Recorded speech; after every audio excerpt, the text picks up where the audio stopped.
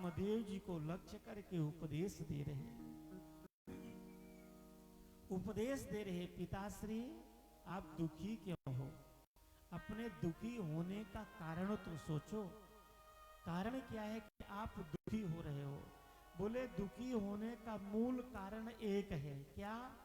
कि आप धुंधकारी को अपना बेटा मान रहे हो, अपना बेटा मान रहे, यही दुख का कारण है।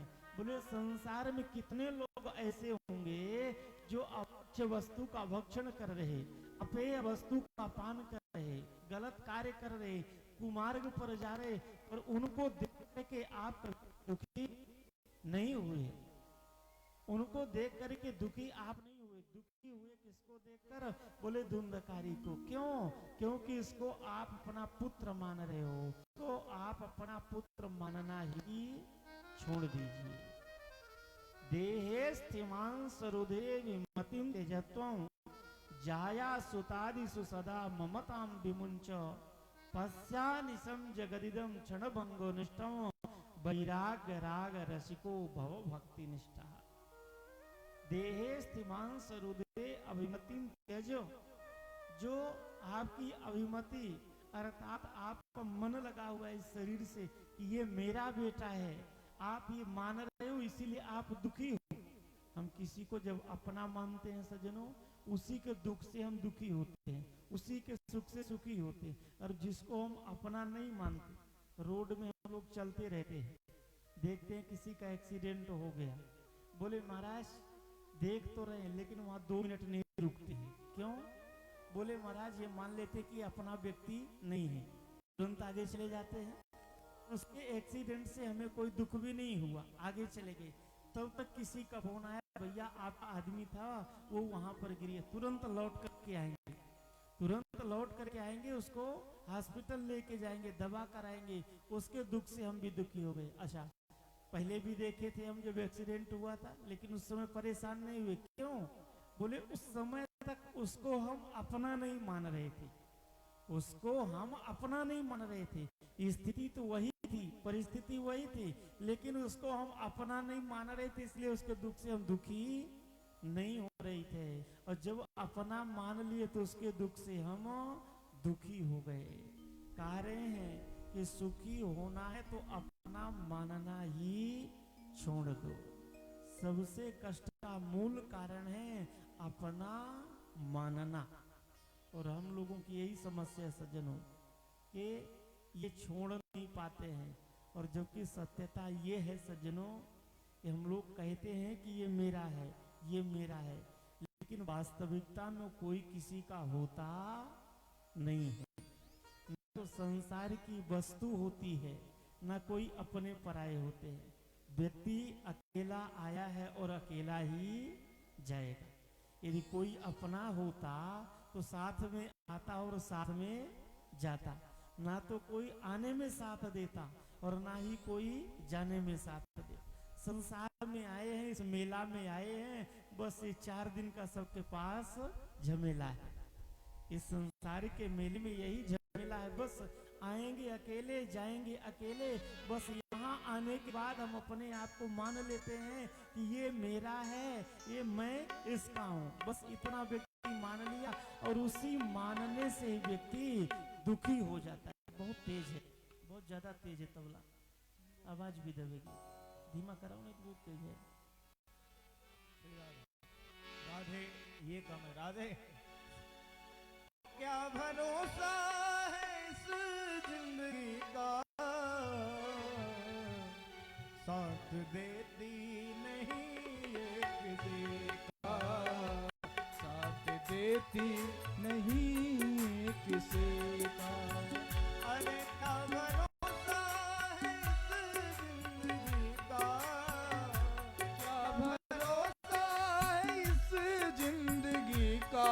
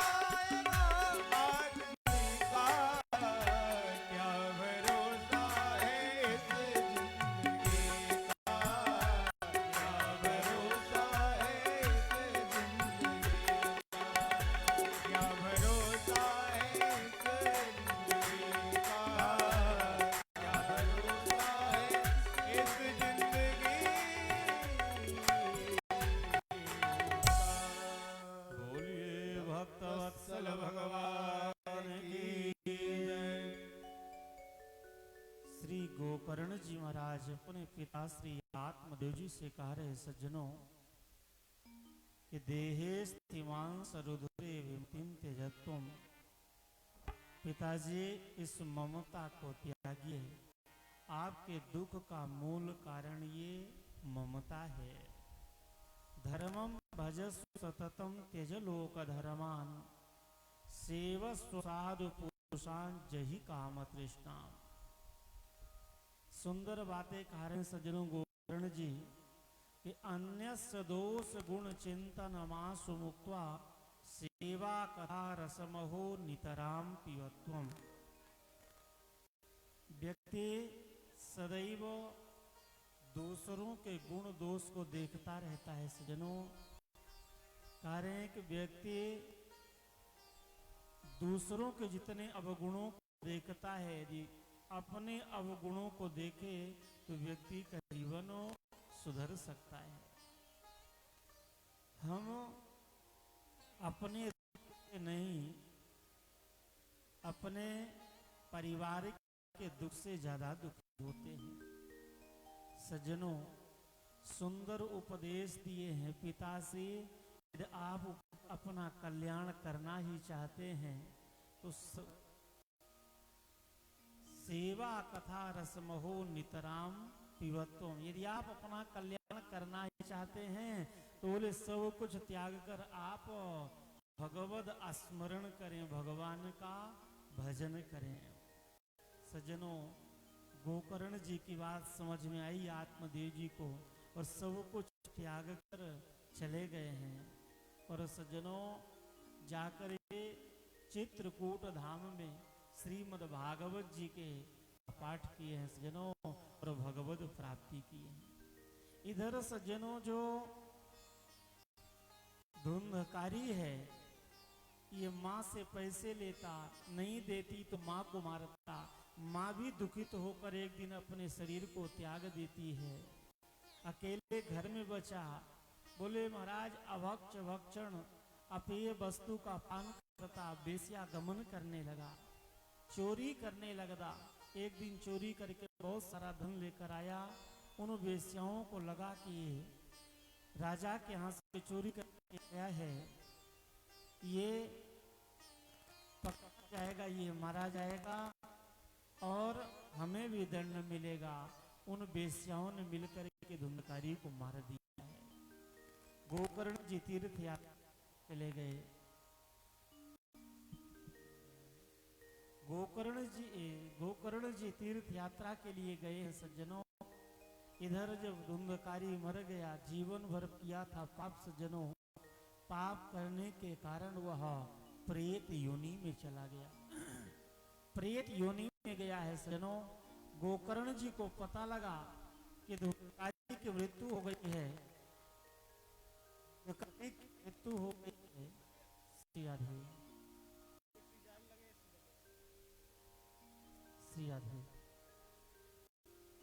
उसकी मुक्ति के लिए गोकर्ण जी गया में जाकर के श्राद्ध किए हैं सज्जनों।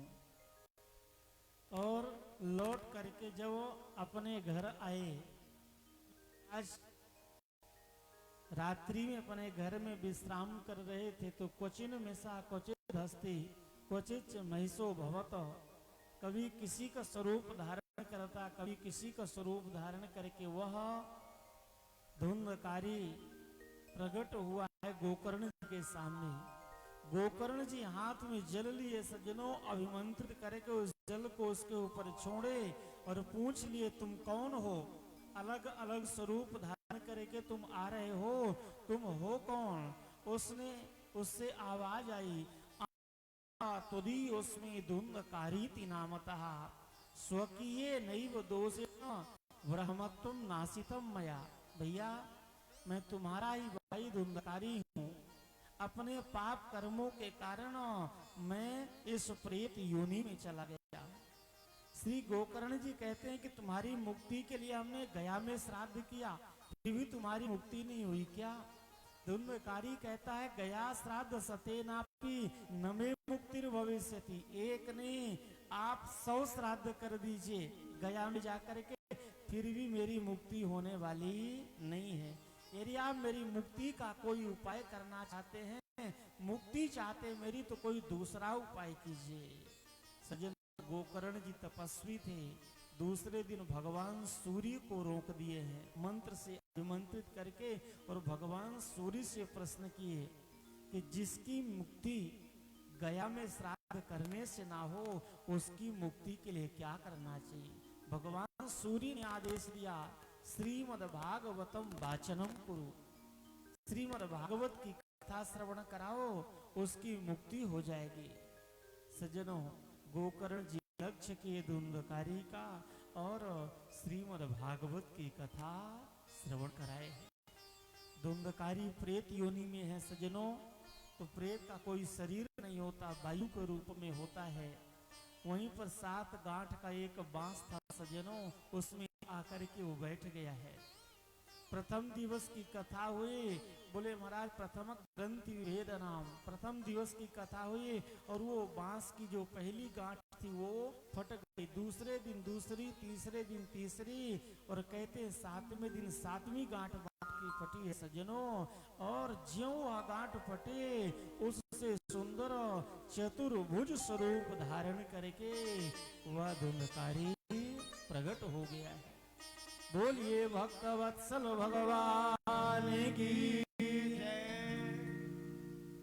सुंदर स्वरूप धारण किया, भगवान के यहाँ से विमान आया और लेकर के धुंधकारी को चले। लेकिन जब धुंधकारी को भगवान के यहाँ से विमान में जो लेकर के पार्षद आए थे जाने लगे, तो उन पार्षदों से अन्य लोगों ने पूछ दिया, महाराज यहाँ तो इतने श्रोता थे, लेकिन आनी तान विमानानी न तेषाम युगपत् कुतः। जब नियम है कि समस्त श्रोताओं के लिए भगवान के यहाँ से विमान आता है, तो इतने श्रोता थे तो एक विमान क्यों आया, सबके लिए विमान आना चाहिए।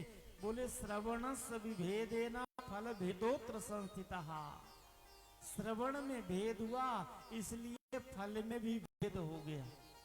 जैसा सुन रहे हैं उसी प्रकार से कथा सुनने का फल भी प्राप्त होगा। हम जैसा सुन रहे होंगे उस प्रकार सुनने का फल भी प्राप्त होगा। सज्जनों, बैठे हैं सुन रहे हैं मनोयोग से, तो बोले महाराज जो कथा सुनने का फल है वो प्राप्त होगा। कुछ लोग ऐसे भी कि आए बैठे हैं और बोले महाराज बस एक दूसरे से बात कर रहे हैं, एक दूसरे से बात कर रहे हैं। 1 घंटे कथा में आए तो कम से कम 1 घंटे तो शांति से बैठ लो।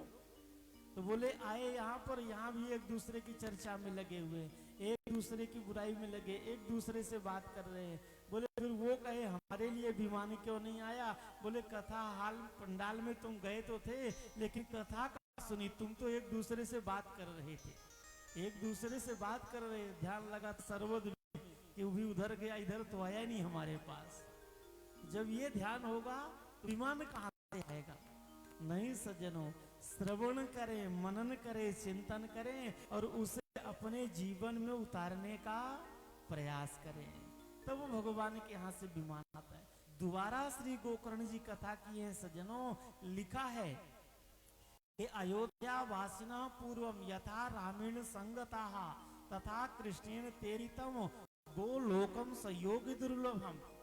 जैसे भगवान श्री राम के साथ समस्त अयोध्यावासी साकेत लोक को गए थे, उसी प्रकार से जो दोबारा गोकर्ण जी कथा किए हैं, तो समस्त श्रोता समुदाय उनके साथ भगवत धाम को प्रस्तुत किया है। बोलिए भक्तवत्सल भगवान की। प्रेम पूर्वक कथा किए हैं, श्रवण किए हैं, सबकी मुक्ति हुई है। 6ठे अध्याय में सज्जनों, अभी हम ये लोग महात्म्य की कथा सुन रहे थे। 6 अध्यायों में महात्मा है, 5 अध्याय तक तो ये कथा है, और 6वें अध्याय में श्रोता और वक्ता के नियम बताए गए हैं कि श्रोता के क्या नियम है, वक्ता के क्या नियम है। बोले महाराज वक्ता और श्रोता दोनों व्यक्ति जो कथा सुन रहे और जो कथा कर रहे, दोनों व्यक्ति 7 दिन तक पी करके रहे।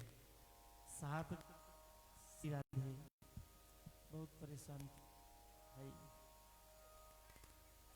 श्री राधे डिस्चार्ज हो गया भैया। ये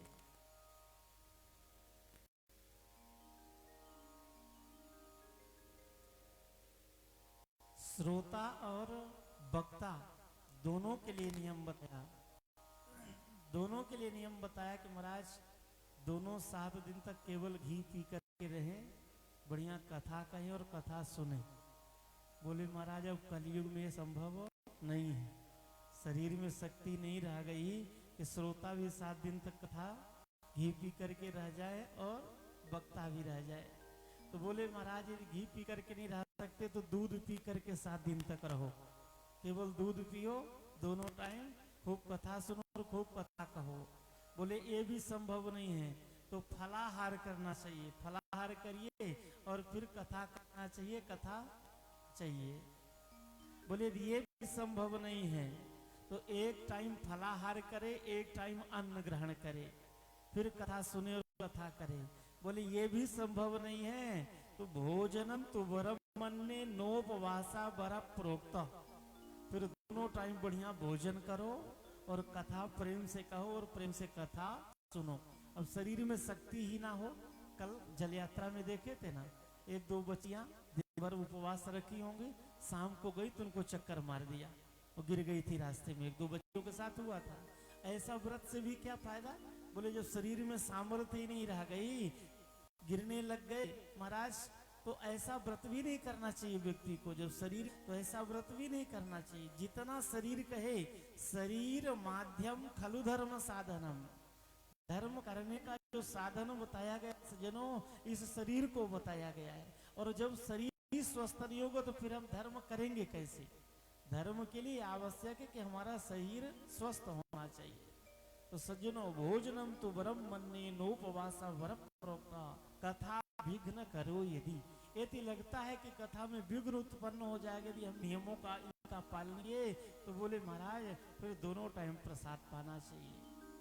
ब्रह्मचर्य अधा सोते पत्रावल्याम च भोजनम, श्रोता के बताए ब्रह्मचर्य, ब्रह्मचर्य पालन करे, अधा सुक्ति जमीन पर शयन करे, पत्रावल्याम च भोजनम, पत्तल में भोजन, ये समस्त नियम बताए श्रोता के लिए।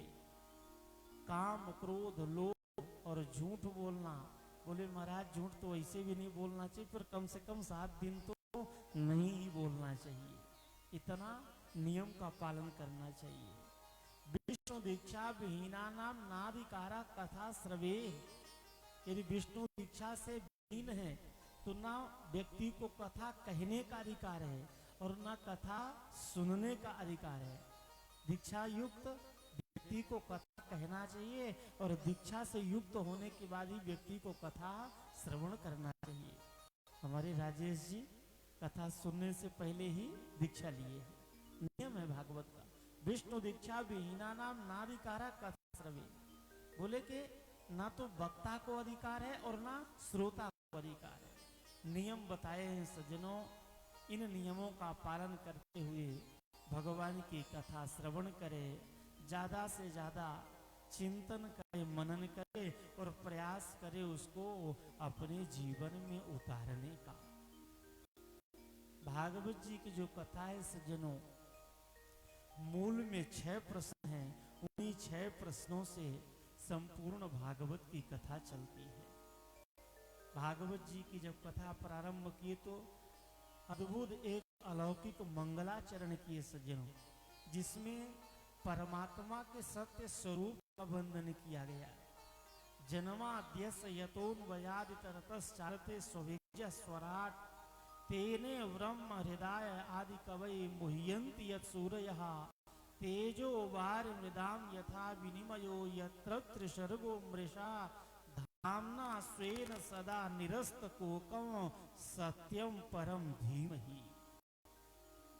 सत्य स्वरूप परमात्मा का वर्णन किए कि जो सत्य के स्वरूप में है, जो त्रिकाला बाधित सत्य है, उन परमात्मा को मैं नमन करता।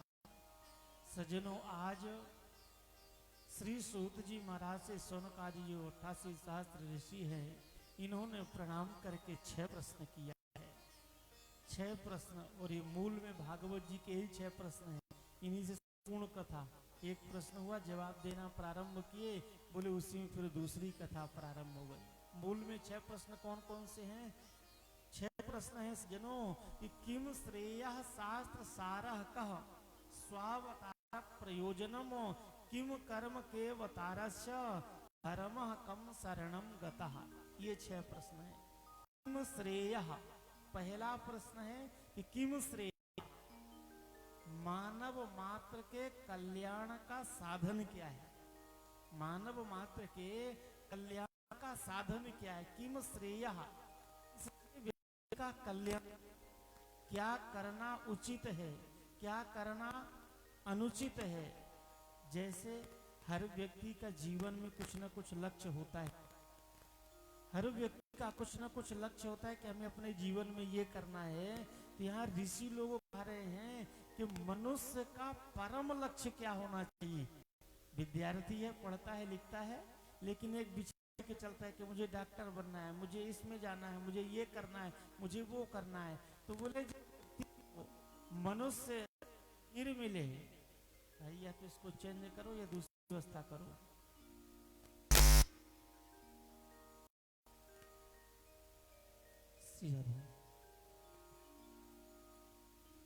मनुष्य का लक्ष्य क्या होना चाहिए, परम लक्ष्य क्या है, और व्यक्ति का कैसे होगा।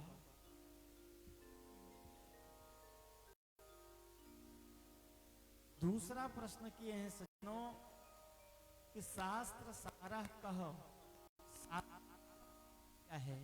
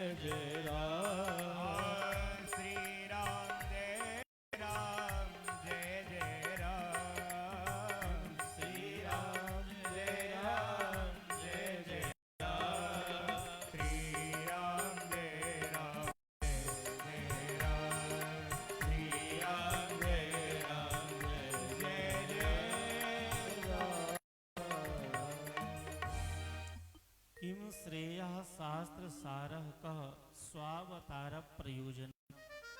पहला प्रश्न है कि मानव मात्र का परम लक्ष्य क्या होना चाहिए, मानव का कल्याण कैसे होगा, व्यक्ति का उद्देश्य क्या होना चाहिए। शास्त्र सारः कः, दूसरा प्रश्न कर रहे हैं कि जो शास्त्रों का सार है आप हमें सार श्रवण कराएं। शास्त्रों का सार, ये तो सारम समुद्रित मनीष है, जो सार है वह श्रवण कराए हैं। तीसरा कह रहे हैं कि वो भगवान के अवतार का प्रयोजन क्या है, इस धराधाम पर भगवान किस उद्देश्य से आते हैं। स्वावतार प्रयोजनम,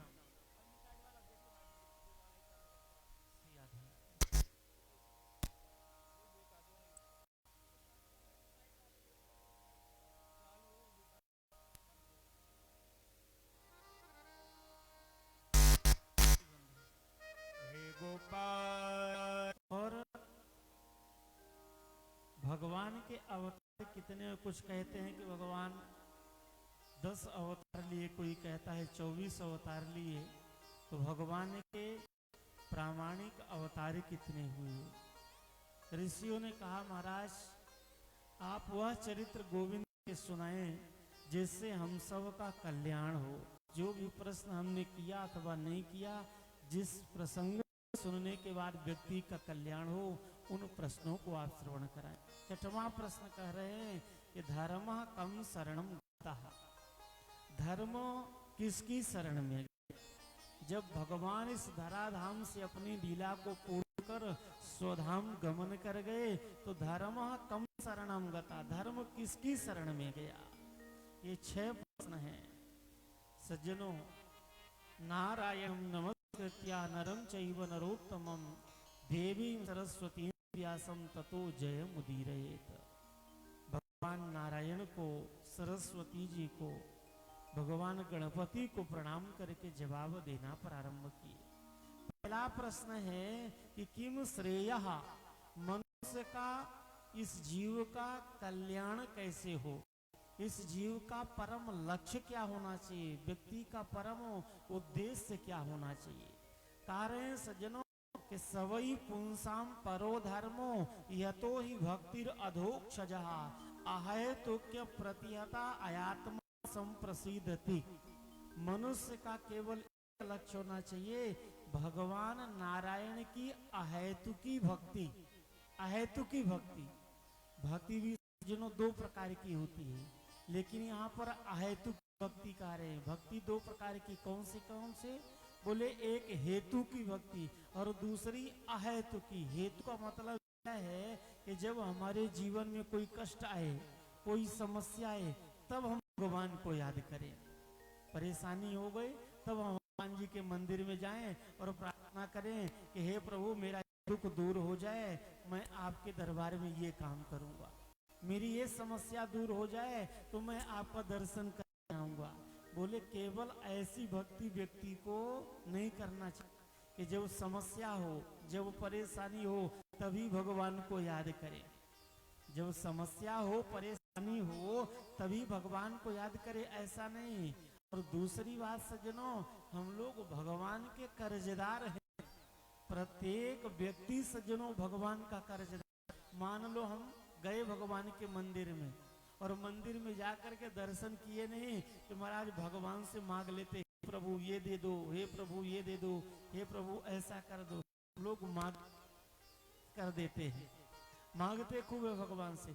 भगवान भी बैठे बैठे मन में सोचते हैं, देखो ये आया कितनी देर के लिए? बोले 5 मिनट के लिए। किया? बोले 2 अगरबत्ती जला दिया। और मांग क्या रहा है? बोले मांगने की पूरी लिस्ट रख दी है, ये भी हो जाए प्रभु, ये भी हो जाए, ये भी हो जाए। और 24 घंटे में कितना समय दिए? बोले मात्र 5 मिनट का समय दिए। कितनी भक्ति किए? बस अगरबत्ती जला दिए, बहुत हुआ तो 1 लोटा जल चढ़ा दिए। 1 लोटा जल चढ़ा दिए, 50 पैसे का कपूर जलाए।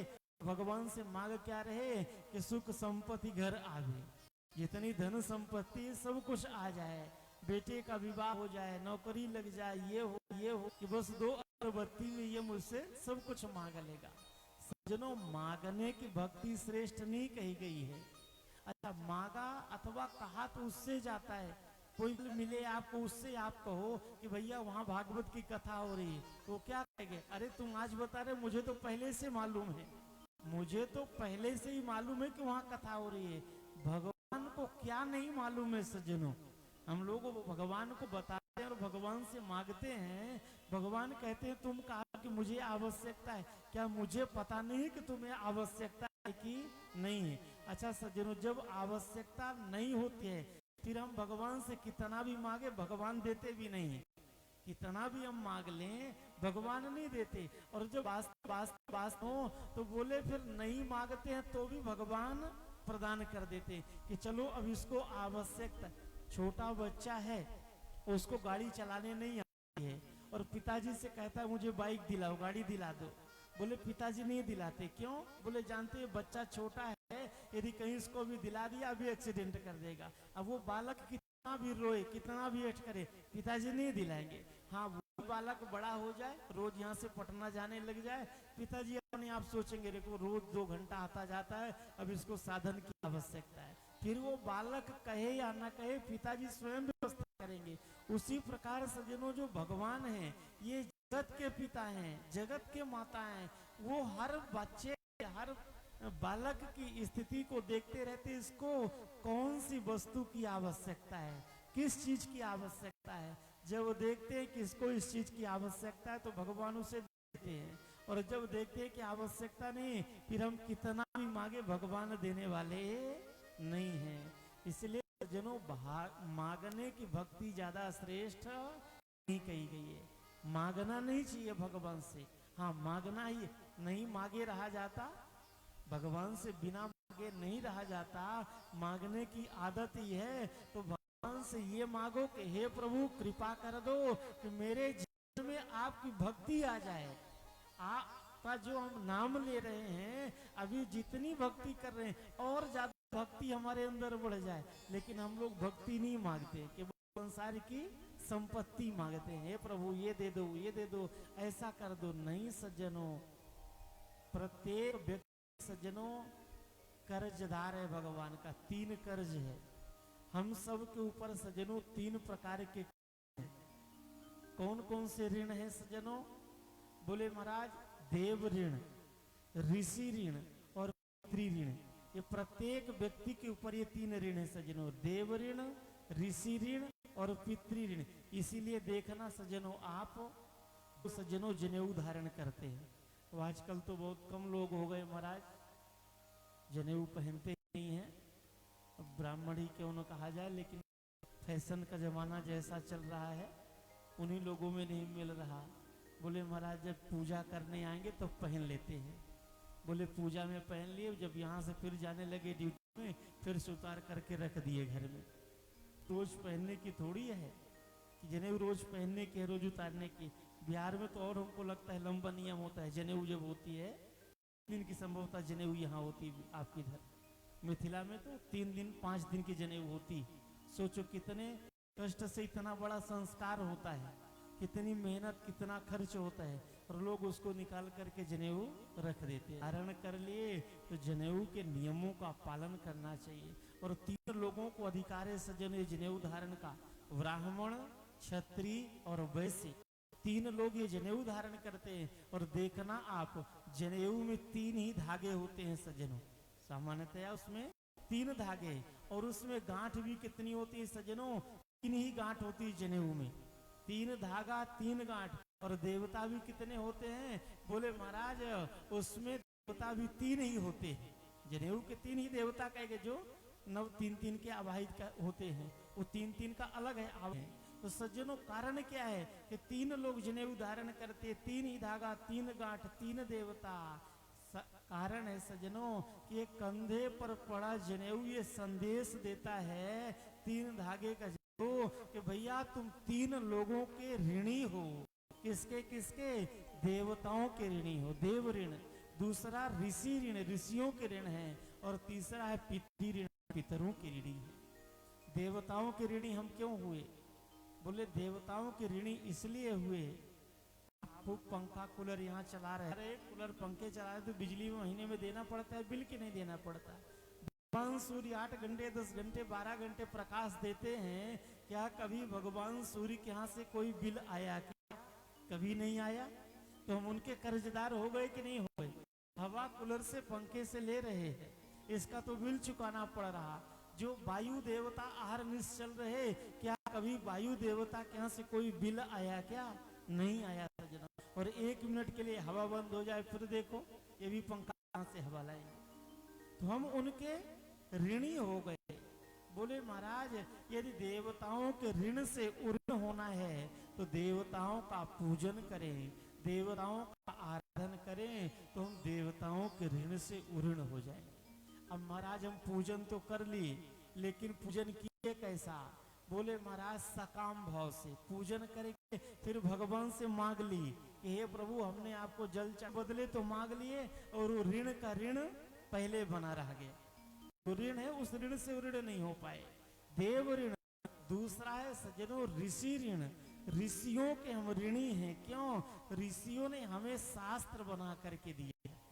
ऋषियों ने ये शास्त्र बनाया सज्जनों, कैसा व्यवहार करना, किसके साथ कैसा आचरण आचार व्यवहार विचार करना है, इस बात को ऋषियों ने हमें शास्त्र के माध्यम से बताया। शास्त्रों में लिखा कि गुरु के साथ ऐसा व्यवहार करना है, मित्र के साथ ऐसा व्यवहार, पति पत्नी में ऐसा व्यवहार, भाई के प्रति ऐसा व्यवहार, माता पिता के प्रति ऐसा व्यवहार, ये शास्त्रों में बताया। कौन लिखे? बोले ऋषियों ने लिखा। यदि हम ऋषियों के ऋण से उऋण होना चाहते हैं तो बोले ऋषियों के द्वारा बताए हुए शास्त्रों का हमें अध्ययन करना चाहिए। तीसरा है सज्जनों पितृऋण। हम अपने पितरों के पूर्वजों के ऋण हैं। बोले महाराज उनके ऋण से उऋण होना है तो बोले पहले जीते जी तो माता पिता की सेवा करो। उनके ऋण से उऋण होना है तो पहले तो जीते जी उनकी सेवा करो, और मरने के बाद गया आदि में जाकर के श्राद्ध करें और उनके नाम से बोले भागवत कथा आदि कराएं, जिससे वो मुक्त हो जाएं, जिससे वो तृप्त हो जाएं। अब महाराज जीते जी